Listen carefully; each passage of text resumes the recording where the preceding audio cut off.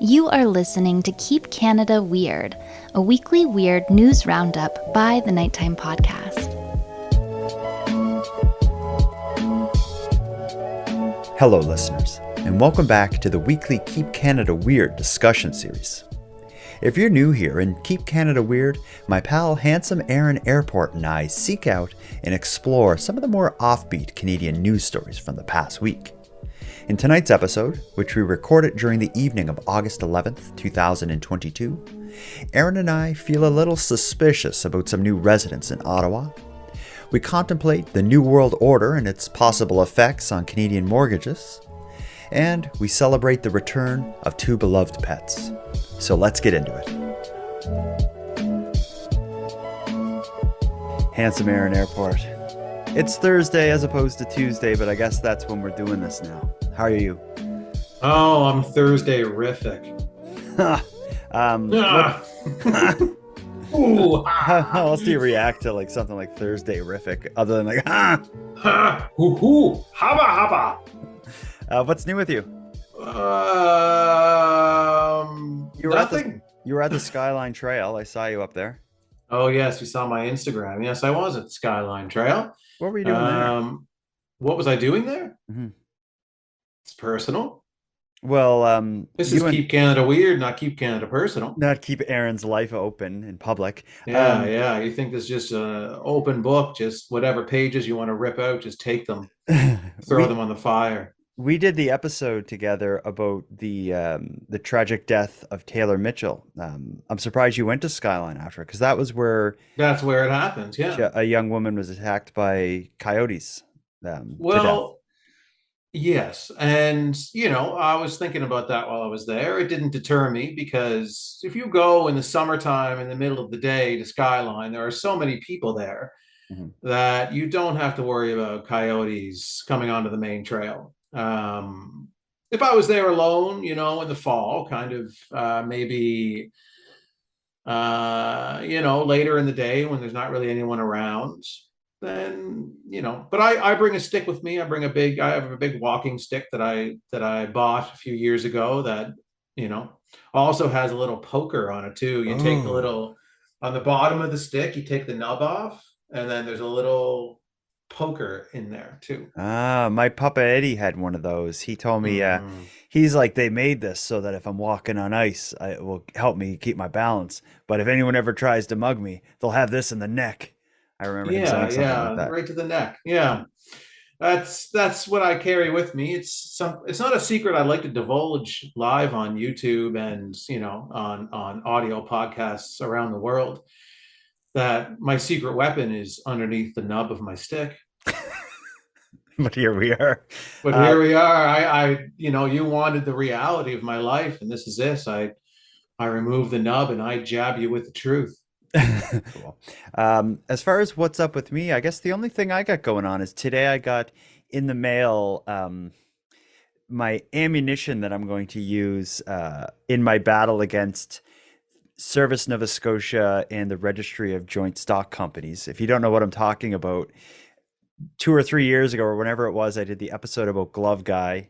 Glove Guy didn't like what I did, so he went on like this kind of cyber squatting campaign. Yes, I remember this when this was happening. So he basically, this guy put registered the name The Nighttime Podcast as if it was a business he owned in Nova Scotia, as a way to like acting as if he owned it.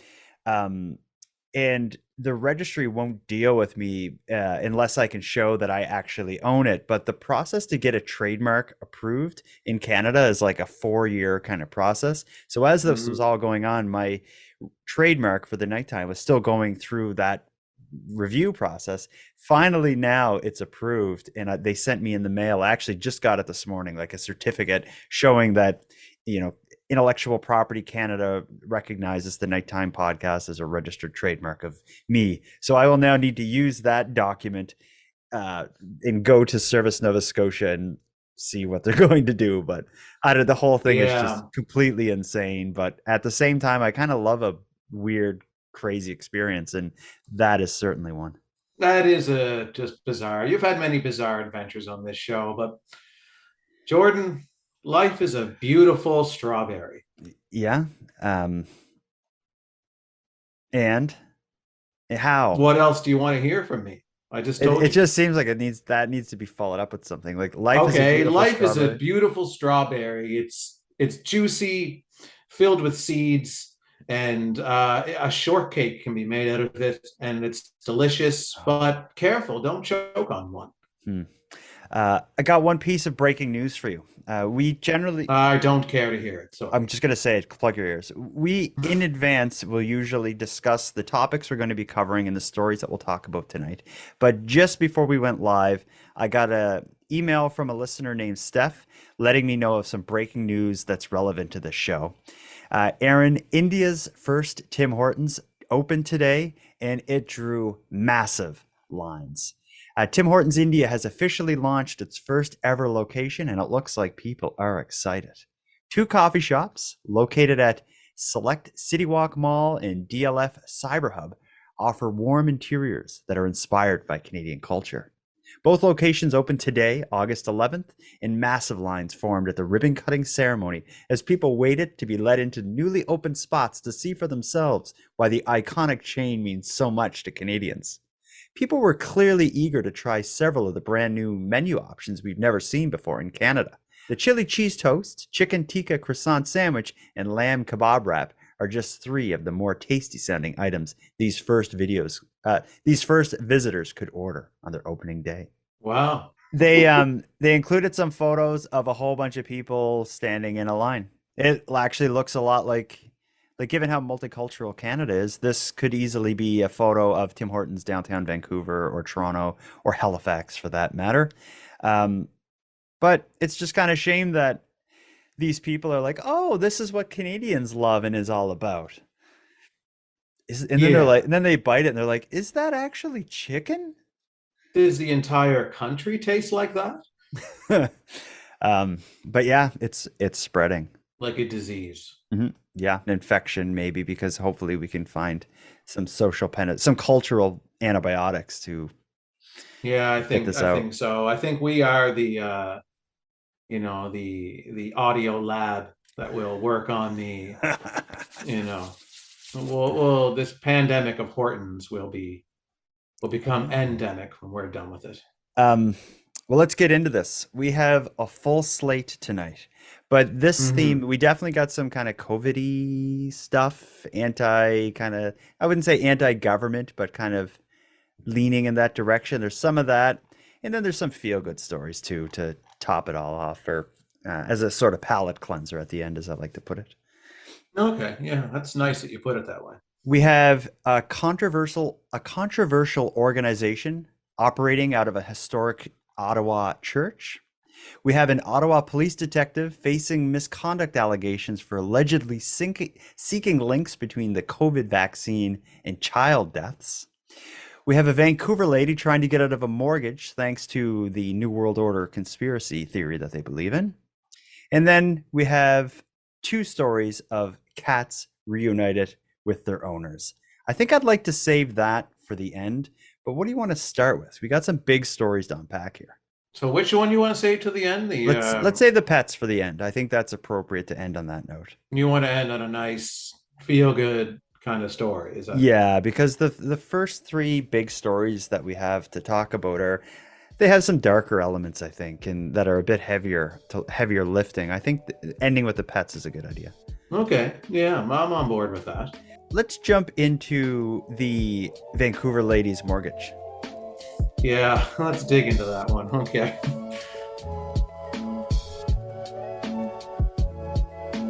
The article doesn't mention this, but I believe this may be related to the Queen of Canada, and I'll tell you why after I read the article. Yeah, it reeked of the Queen when I was reading Yeah. this. So nowhere in it does it mention the self-proclaimed Queen of Canada, Romana Diggillo, but it does reference a lot of kind of conspiracy theories that she supports and her followers do as well. So here's what happened in Vancouver just recently. Okay. A conspiracy theory about the New World Order is not a valid argument in a recent foreclosure case involving a home in Vancouver, a judge in British Columbia recently ruled. The case before the provincial Supreme Court was heard last month in Vancouver and involved the Bank of Montreal and two respondents, one of whom did not fight the foreclosure. The other, Karen Wei King Liu, tried to appeal the order made in April involving the sale of her property to the bank this past May. The court heard on July 12th that Liu owed more than $290,000 and a foreclosure order had been made in the fall. The homeowner and a second mortgagee were given a redemption period but made no payments, meaning she's going to have to give up the home. As for why no payments were made, Liu claimed there was no debt owed. Her argument involved her belief that a secretive, powerful group is attempting to rule the world through a single global government, the so-called New World Order. She told the court that her mortgage had actually been forgiven in February under two supposed laws referred to by conspiracy theorists as the National Economic Security and Reformation Act and the Global Economic Security and Reformation Act, also known as NESARA and GSARA. Believers of this hoax say the first act was secretly passed by U.S. Congress and the second was accepted on a global scale. The laws, however, were never announced and there's no evidence they were ever passed. And believers say that's because all the evidence was destroyed in the World Trade Center attacks of September 11th in 2001. In Liu's case, she tried to argue that these acts meant a global debt forgiveness that included the amount remaining on her mortgage. She described it as a pending New World Order that has its roots in the U.S., but had evolved into a global movement to which many companies are signatories, including Canada, Judge Sharon Matthews wrote in a summary of the case. She asserted it involves resignations of world leaders, new currencies that will be backed by gold, and a more harmonious and peaceful world where the enslavement qualities of debt will be abolished. Armed with this theory and a document from a GSARA supporting website, she argued that all credit cards, mortgages, and other bank debt due to illegal banking and government activities have been canceled. She said under the New World Order, all debts are forgiven, and because of this, she didn't have to pay her mortgage. But what she did not have is any documentation or legislation from Canada or British Columbia showing that NESARA or GSARA had been implemented. Liu, who represented herself, of course, had no evidence that either of the acts had been incorporated into foreclosure law, either, Judge Matthews said. The arguments were shot down by the judge, who sided with the bank and the second mortgagee when they were told that the NESARA and GSARA don't have any part in Canadian foreclosure law. Additionally, they pointed out Liu's appeal was 2 weeks after the sale order was made, so regardless of her argument, she was out of time. I have not accepted that NESARA and GSARA is a part of the Canadian legal landscape, and I do not accept that Miss Liu has proven there is a New World Order pending that will end foreclosure proceedings. The appeal failed, and Liu was ordered to cover the legal costs of BMO and the second mortgagee. So as I mentioned before we started there, that's something that the self-proclaimed queen, she talks a lot lately over the last year or so about don't pay your bills, don't pay your power bill, it's illegal, mortgages and all this stuff, all the debt is forgiven by, that's associated with the old Canada. I really would love to know if this is a follower of Queen Romana. It definitely reeks of Romana for sure. I don't know. It's at least adjacent, but when you have I'm surprised it can go this far, but I guess it's something to be said of the Canadian legal system that you can have this absurd argument against like a major bank and you can get all the way into the courts to defend That's yourself. what I was surprised about too, is that this made it that far. Like if I told I feel like if I told my bank that I'm not paying because some documents in the World Trade Center that were destroyed had dictated that I don't actually owe you anything, that all debt worldwide has been relieved. I don't think that they would take me seriously enough to even who would give the time of day to that to bring it all the way to court? I don't. But if someone firmly believes it and that's their stance, like what happens next? Like someone calls you and or sends you a letter or whatever, and they're like, you owe us a ton of money. And you don't pay it, and maybe you say something crazy to someone at the call center about why you're not paying it. Eventually, it's just going to ramp up until the foreclosure proceedings are happening. Like, I guess there's never a point where they just come and, no matter what your reasoning is, I guess they never really come and just like arrest you. And I guess unless you're in the house on like foreclosure day, that'd be an issue. Yeah, if it's already everything is said and done and you're already out, but you're still there. But I don't know. I've never gone through that process, and hopefully I don't. I've tried some things like this with back when I would owe late fees on VHS tapes, but it would never got to court. Well, that's still going to catch up with you, though, I think. You think that's behind you, but it's really not. I'm gonna try to buy a car. Like, you owe Yeah, money for exactly. Yeah. American Beauty. The movie? Yeah, Yeah. yeah, I Okay. do. I remember having a situation with like late fees. That was probably Oh, it one. was the movie. That was the movie that I thought you were referencing something that happened in the movie, and I was like, "What are you talking No, about?" I just kind of remember having a big problem with Sydney Video Ashby about. I think I had the movie and I returned it, but they like something happened where they didn't get it and they were forever on me about paying Yeah, them, and I ended up maybe committing identity theft because I actually went in and gave like a fake name and made up a new account and just acted like I was a new person. I started over, and that's how I got out of it. Um, yeah. well, this lady in Vancouver who tried to get out of the mortgage thanks to this whole thing, maybe has some things in common with our next story. Although the next story, I think, more harkens back to we covered one before. It was an MLA, I believe, in Western Canada who considered himself an ethical hacker. You remember this guy? I can't recall his name, but he was trying to, he was testing the vaccine record website by Oh, yeah, yeah. A using few like the weeks ago, we did premier's that number one. all the time. Yeah, yeah, yeah. Yeah. He went into the premier's health card number or something he Yeah, got, and and it tried like thousands and thousands of times. Maybe it was even millions of times. But anyway, we have a story that's similar to that with a police officer in Ottawa, and I think this is just a case of someone whose personal beliefs get mixed up with their actual occupation and what they have access to through their occupation. So let's get into this one next. And just a very short article I'll read to you. It's the headline being Ottawa police detective faces misconduct charges for allegedly syncing links between the COVID vaccine and child deaths. An Ottawa police officer is facing misconduct charges for allegedly inserting herself into child death investigations by looking for connections to the COVID-19 vaccine. Investigators with the Ottawa Police Service's Professional Standards Unit allege Constable Heather Gruce committed discreditable conduct when she took on a private investigation project to find the vaccination status of parents whose infants or children had died. Between June 2020 and January 2022, Gruce allegedly accessed 9 child or infant death cases in which she had no investigative role.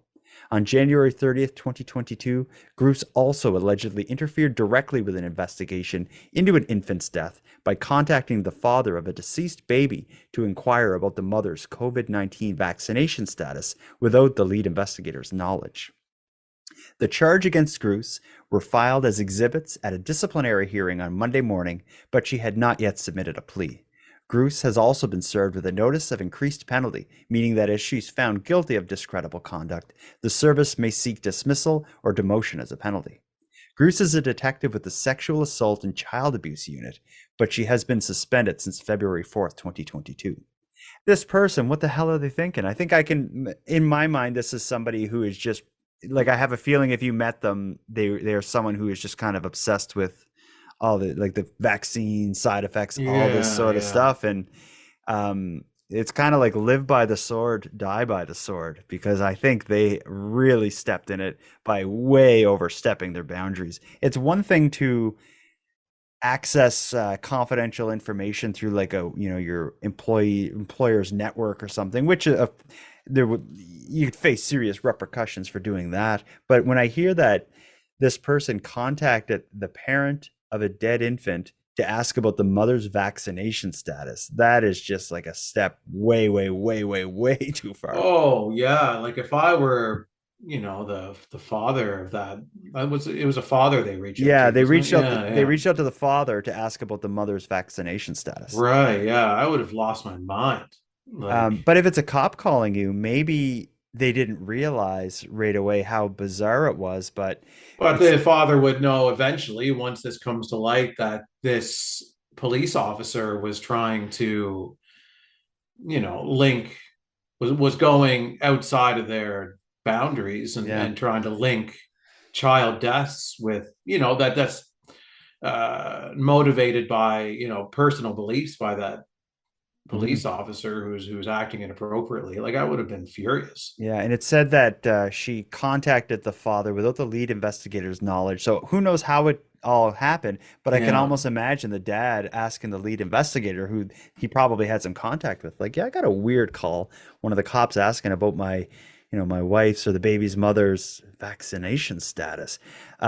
It's completely nuts, and yeah, well, just such a breach of duty, and nowhere within her position to get involved with this, just like the MLA who was trying to hack into the Yeah. vaccination status network. It's crazy. But I'm wondering, how is this police officer even going to be able to make the link here? Like, it's not like this is some kind of doctor in a hospital who has, direct experience, in the field of Immunology. vaccinations and COVID and whatever. This is a police officer. This is outside of their realm completely. Like, to Mhm. be able to link any deaths with COVID-19 vaccinations, like, how are they possibly going to prove it? Hmm. Yeah, exactly. Like in my mind, it's probably something where they would prove it enough to go on a chat room on the internet and be like, I'm Yeah, I've been noticing, like, because how are you going to prove that when, like, what are the vaccination rates in Canada right now? Like, 90%, like, yeah, like just throwing out there. I don't know what the official number is, but it's got to be somewhere close to that. yeah, enough How are that you possibly going to make a link to be like, okay, so I looked into 3 or 4 different infant deaths recently, and all of the mothers had vaccinations done, were vaccinated for COVID. Like, it doesn't prove anything yeah, just to say that, because they also most of the country is yeah, vaccinated. statistically, it's probably like, more people probably are vaccinated than drink coffee regularly, Yeah, I mean, so like, I noticed, like, if I was looking into to 3 different missing persons cases, and I found out they all like ice cream.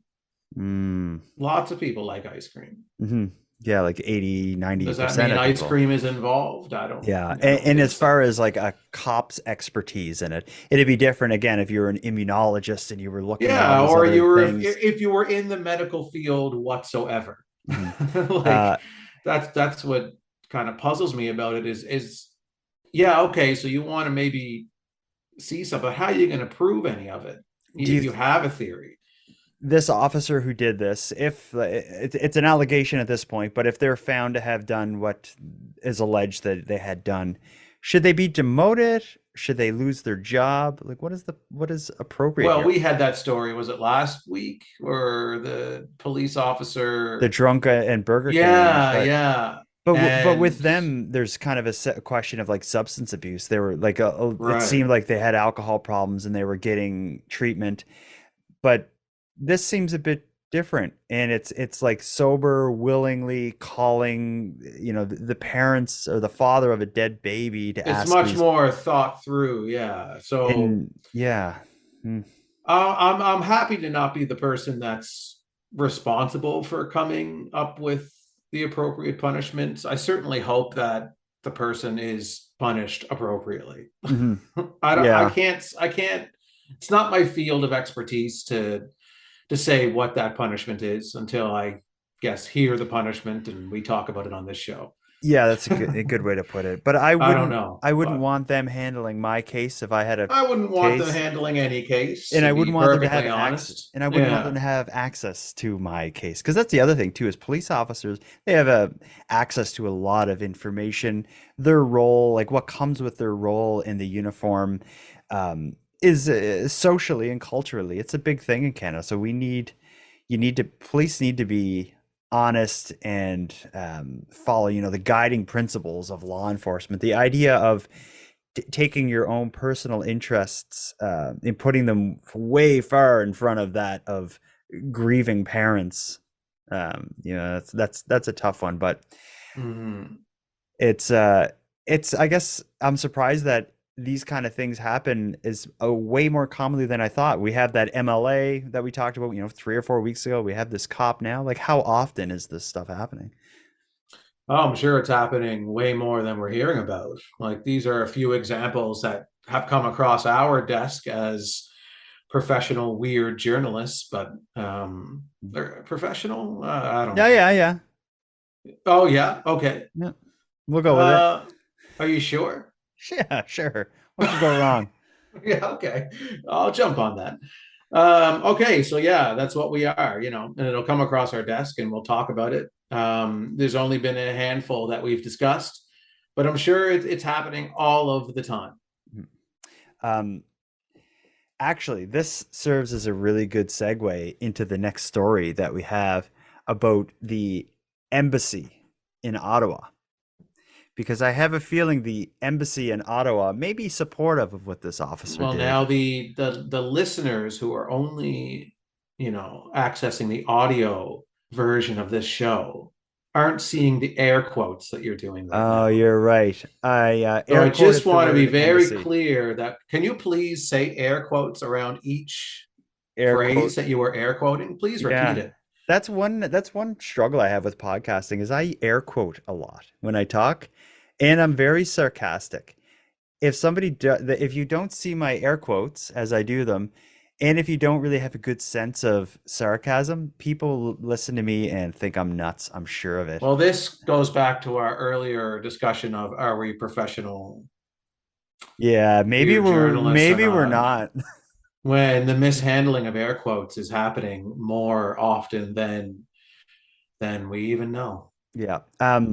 Well, let's get into the next story. This one is certainly a weird one, and it's certainly Canadian because it's taken place in our nation's capital of Ottawa. We got a couple news reports that we can kind of see the evolution of this story, and then we'll get to its present day situation. So let me play the first clip here. Lower Town residents watching with caution as St. Bridget's Church is adorned with symbols of a group called the United People of Canada. I did hear wording about it being a HQ, an embassy, an office, that kind of thing. That's the part that makes me a little uncertain. Corporate records show the company was recently formed and directed by 3 people, Kimberly Ward, William Calmer, and Diane Nolan. All 3 have close ties to the freedom movement. We've looked online at who the group is. We've tried to find out what their objectives are. So we're concerned, not terrified, but we're in a fact-finding mission right now, just trying to get a little bit more information. According to social media posts, the United People of Canada are calling the church their new embassy, saying the space functions as a forum of the people where all voices have the opportunity to be heard, regardless of how niche the thought, opinion, expression, or belief. Adding it is strategically located for First Nations, NGOs, and other organizations looking to establish a dialogue with the federal government of Canada. I find myself in a very challenging position saying, this is a privately owned property, yet we're here from a city point of view. We have to maintain public safety and we have to be accountable and responsible to residents' concern. Local residents say they're worried the space could bring back some of the tensions of the Freedom Convoy occupation. It's not a good feeling, not good memories. No, it was really terrible for a lot of people.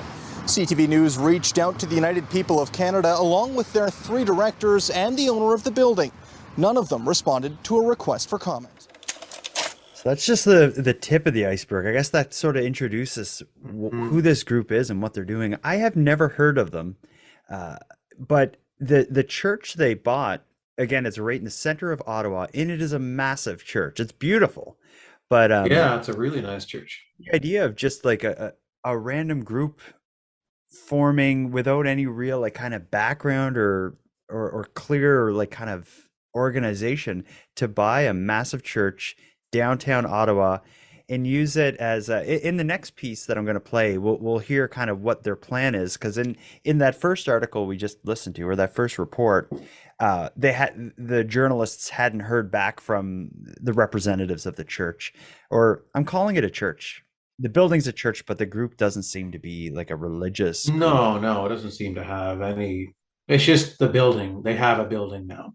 Yeah, the building was a church, but it is just kind of like a community. It's a kind of- headquarters now, kind of whatever. they refer to it as an embassy, which sounds very. Well, I guess an embassy would have to imply that there's other locations and But if they refer to it as their embassy, that almost comes across as like a statement that it seems a little like anti-government or something. Like they're separate from. like they're like Pretoria and Family Guy. Yeah.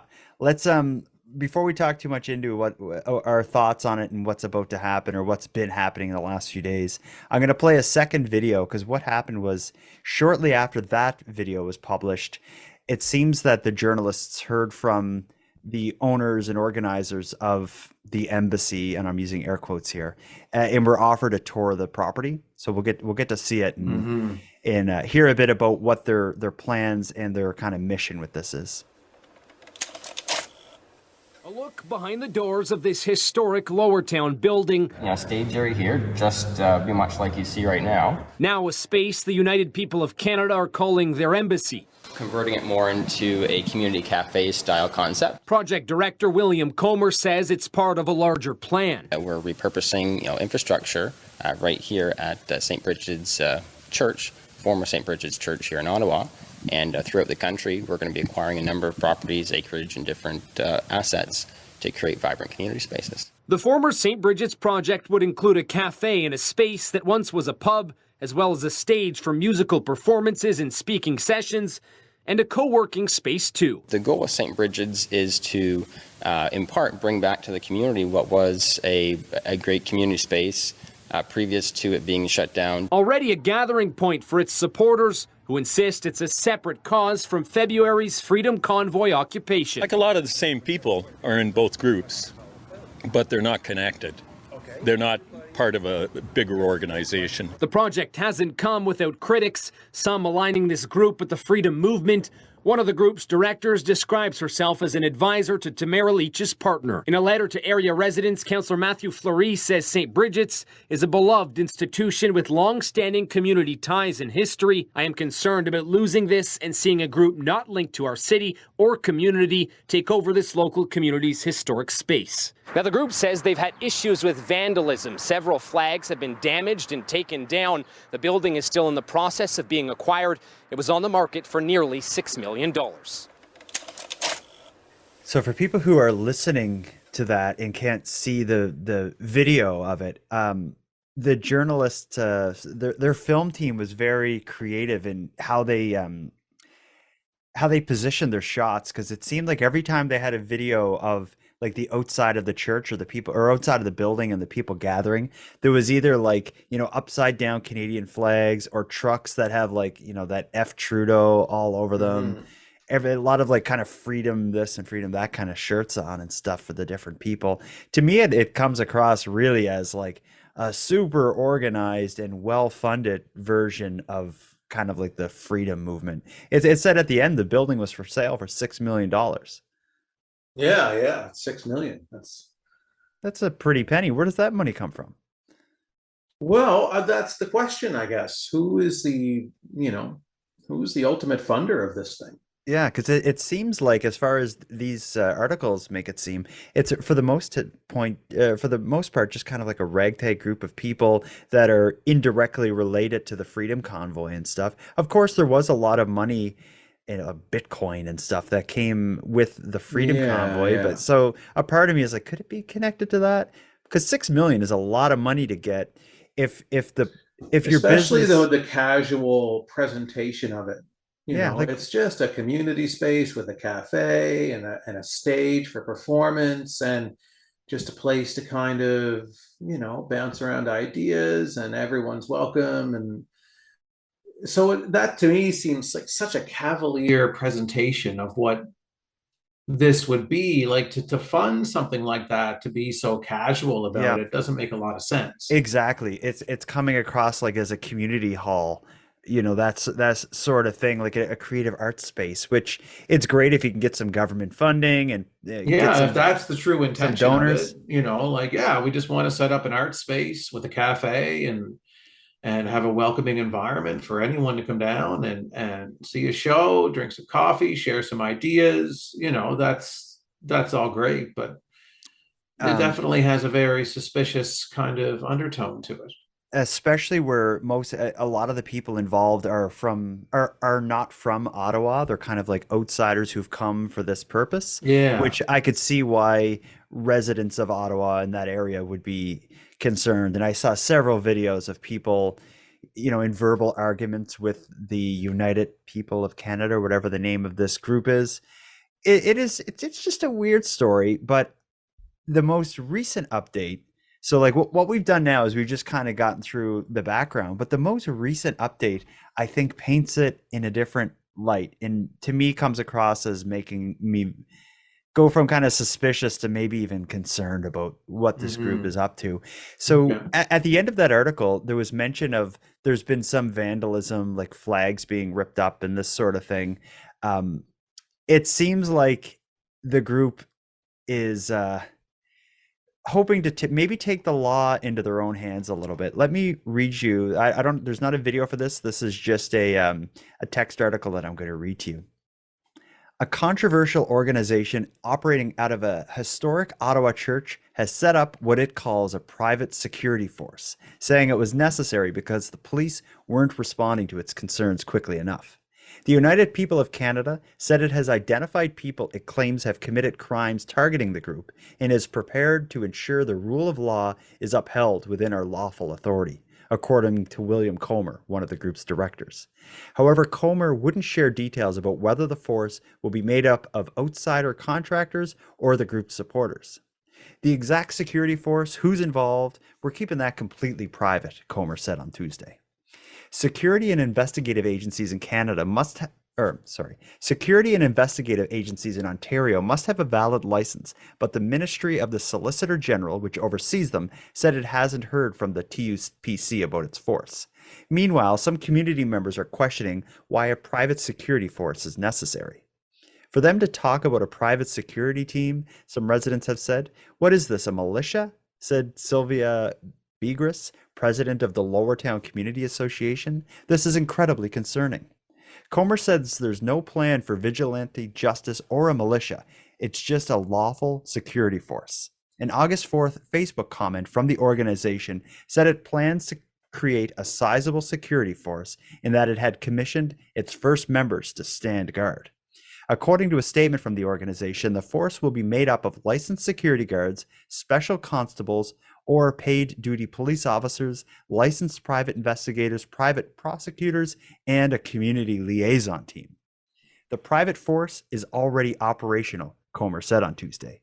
It will be paid for through community contributions, and the group is also considering contracting it out to other organizations or businesses, he added.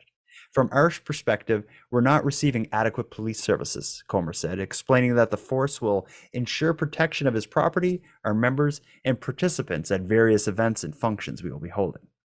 Asked what issues the group has encountered so far, the director said that one of their banners had been taken, some of their flags had been stolen, and the property had been vandalized. On Tuesday, the word cult could be seen in faded spray paint out front. Members of the organization have also received death threats, he said. Despite providing information to police, Comer said investigators have not been moving fast enough for us with respect to dealing with these criminal acts. So I think the idea of them, they can afford this massive building to set up for their vague kind of community group building, kind of community building project. That's one thing, but then to add in a private security team with like prosecutors and all this stuff, like it just, to me, it seems like, what the hell is going on there?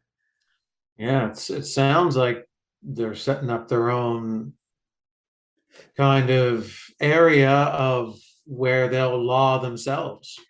Yeah, and it's like, it seems like it's almost like a step or two away from just putting a fence around the whole thing. Yeah, and then this little piece of land in this building is run by us. It's, we don't abide to the laws outside of this piece of property, and when they're enforcing everything themselves there, I guess, I don't know, it's I guess we'll have to see how it plays out. I mean, right now it's still in the early stages, I guess. But Yeah, it's just it's weird, man.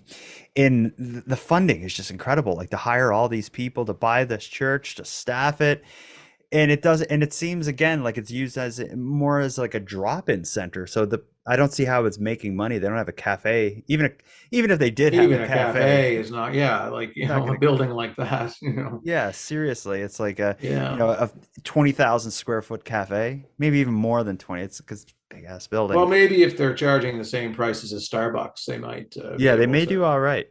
Yeah. Or, like we talked about Tim Hortons last week with the way they value a hot drink at Yeah, maybe they got $6.50 or whatever. maybe this group is going on some of the details of Tim Hortons class action settlement thing, and they're like, what? You're getting $9 a hot drink, and $6. Yeah, yeah. Got to get into Um, that business, and we'll put our own security involved too, and we'll force people to pay that much for a coffee. the idea of getting back to the funding, this kind of reminds me as well of Queen Romana and her supporters. She is in Halifax, not in Halifax. She's in Nova Scotia right now for the second time in maybe 6 or 8 months.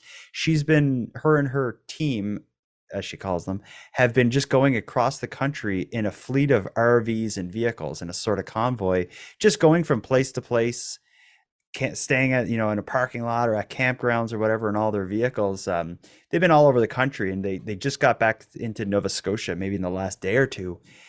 And I'd love to know where they're getting their money, because they're driving these massive RVs. The price of gas is insane, and they must be feeding all these people because they got a whole group with them. But yeah, I guess there are people willing to fund these kind of projects. Yeah, I mean, amongst, there's a certain percentage of the population that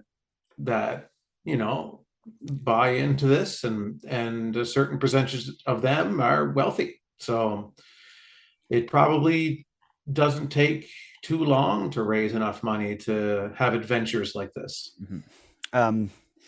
Well, these have all been weird Canadian stories.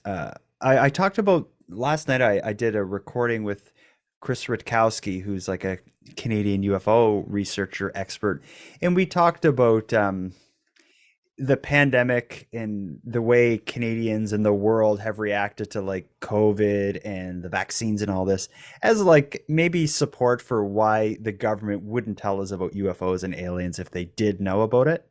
In these kind of stories, like the police officer digging through the records and these groups kind of buying churches, or Queen Romana touring around the country in kind of anti-government kind of things, it all reinforces my belief that if the world governments knew that there were extraterrestrials visiting us on UFOs, it's probably best that they don't let people know.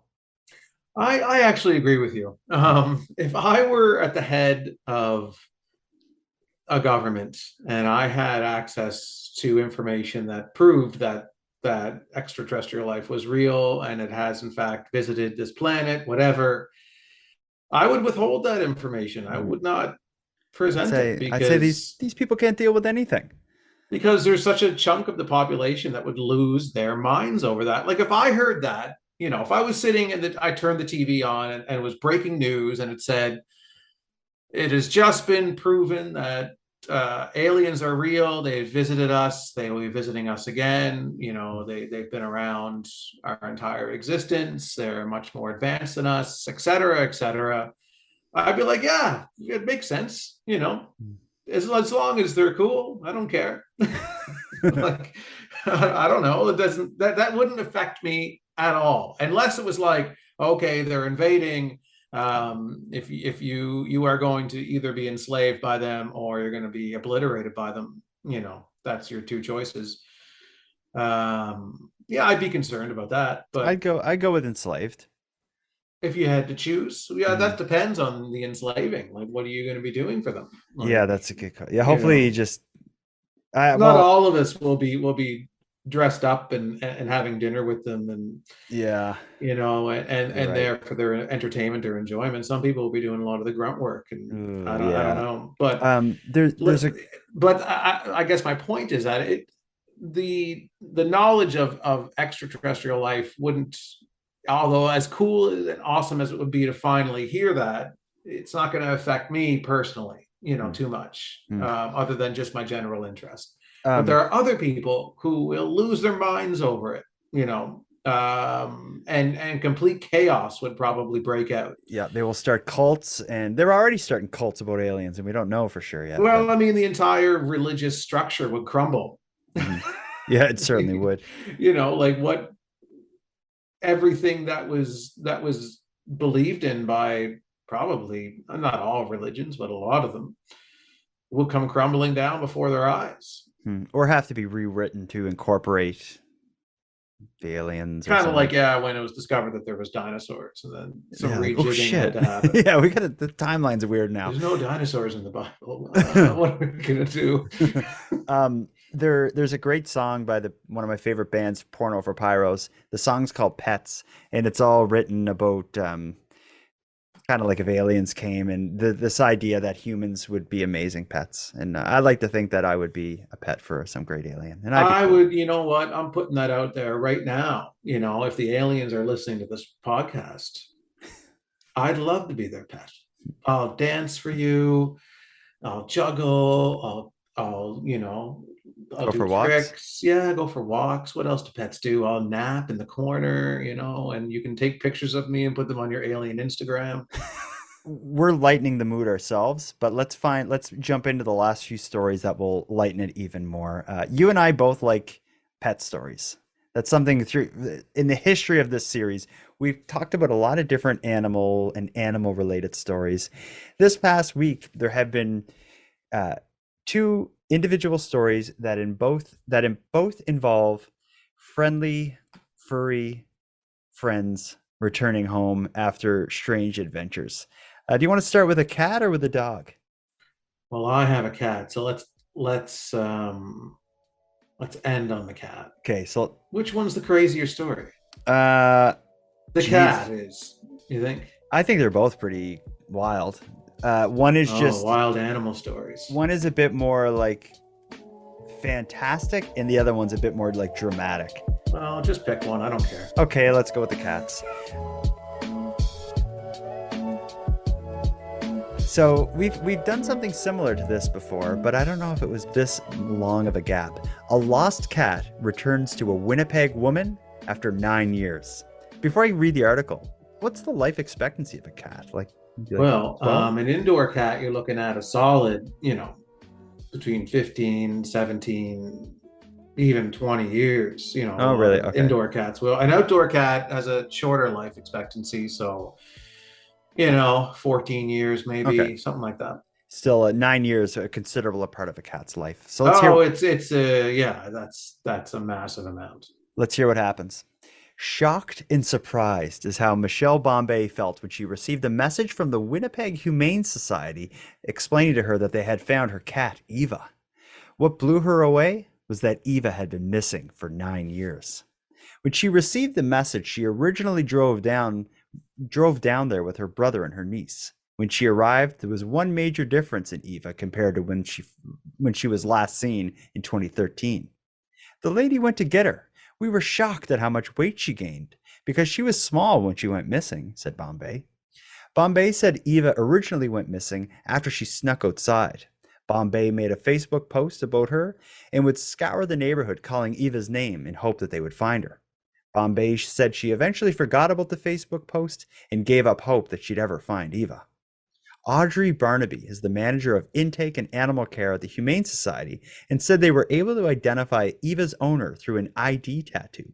They were then able to find Bombay on Facebook and sent her a message. Sometimes when we find a tattoo and the cat's been missing a while, people aren't able or don't want to take the animal back. But we were really, really happy we were able to track down this person on Facebook, and she was thrilled to have the cat back after so many years, said Barnaby.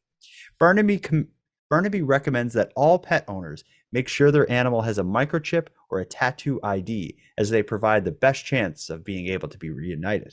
She said someone brought Eva to the Humane Society saying she was found outside and they figured she was missing. Barnaby said a situation like this is quite unusual. Months, even a year or two, isn't super rare, but 9 years is a really long time that a cat is missing. It's extremely rare. Eva was quite healthy when she was dropped off, Barnaby said, and noted someone was obviously looking after her for a while because she was well fed.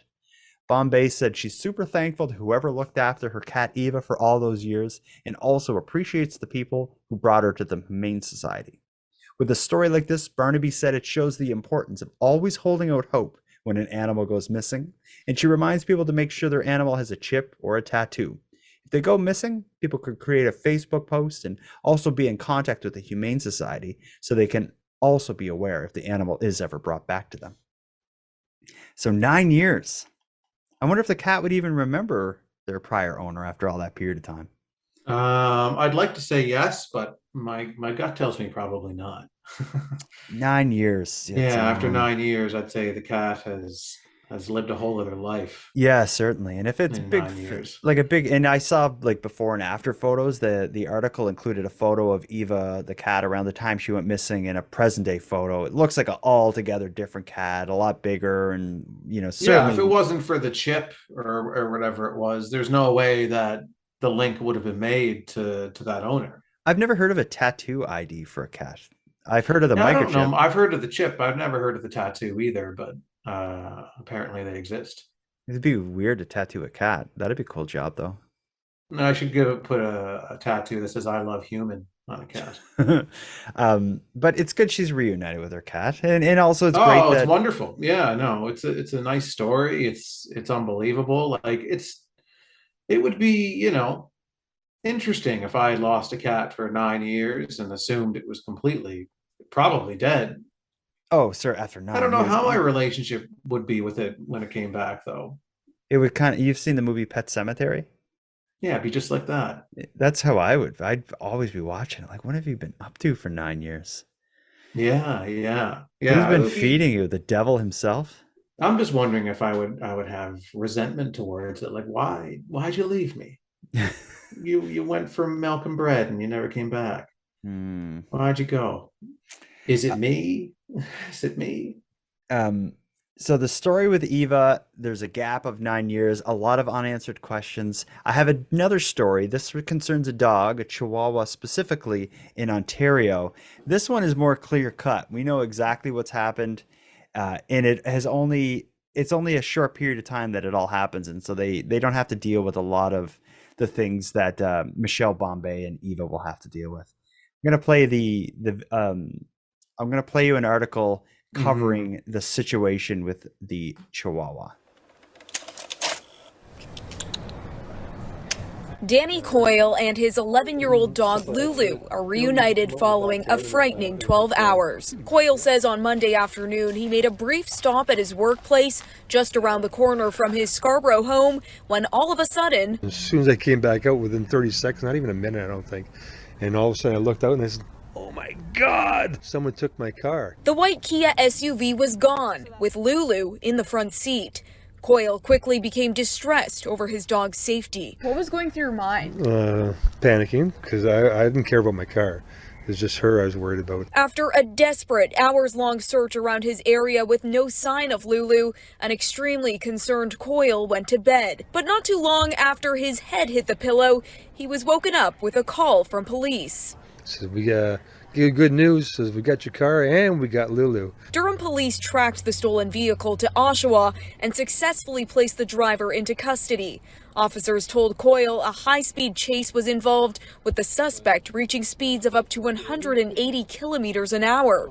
At last, the two were reunited early Tuesday morning, with Lulu doing just as well as when Coyle last saw her. It was fantastic. She came out with the big kisses and all that kind of stuff, and he says, "Can we take photos of her now?" So he put her in the seat and taking photo after photo. Along with Lulu, Coyle's car is now back in his driveway following that hours-long joyride, which included a trip to McDonald's, a handful of cigarettes, not to mention the front and back end damage. 28-year-old Patrick Burke of Toronto is facing numerous charges, including possession of a property obtained by crime over and driving while under suspension.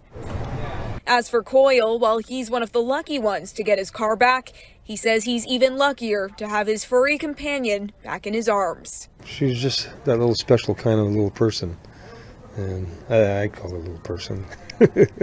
She's a great little girl. Brittany Rosen, Global News. Lulu and Mr. Coyle. Oh man, that guy loves his dog, eh? Oh yeah, he does. I love to hear that. It reminds me of my dad had a little dog named Maggie, and it was like it was everywhere with the dog. And it's like you drive in the car, the dog, the little tiny dog, like kind of like Lulu, that Chihuahua. The dog was always on my dad's lap everywhere. Yeah. But you see, like, so someone steals this guy's car and his dog is in it. That's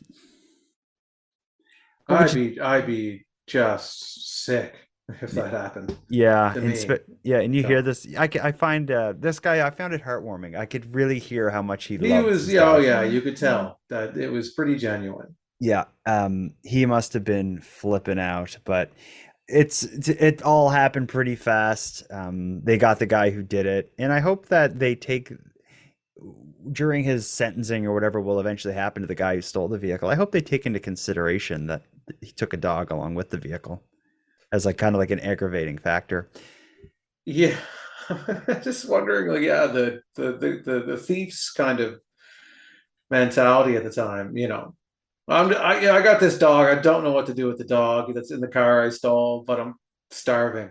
I gotta go. Yeah, because he goes to McDonald's. He it goes to said. McDonald's and he picks up cigarettes probably, and he's just like, I'm just gonna smoke and eat a Big Mac and you I guess know. I have a dog now.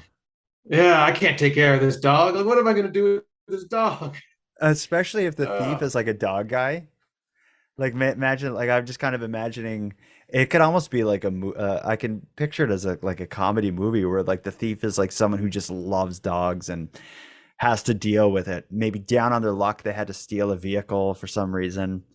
Now they're stuck with this dog, but And then yeah. maybe the dog turns to a life of crime. Like maybe they bond, you know, and then the dog kind of starts to help this criminal steal.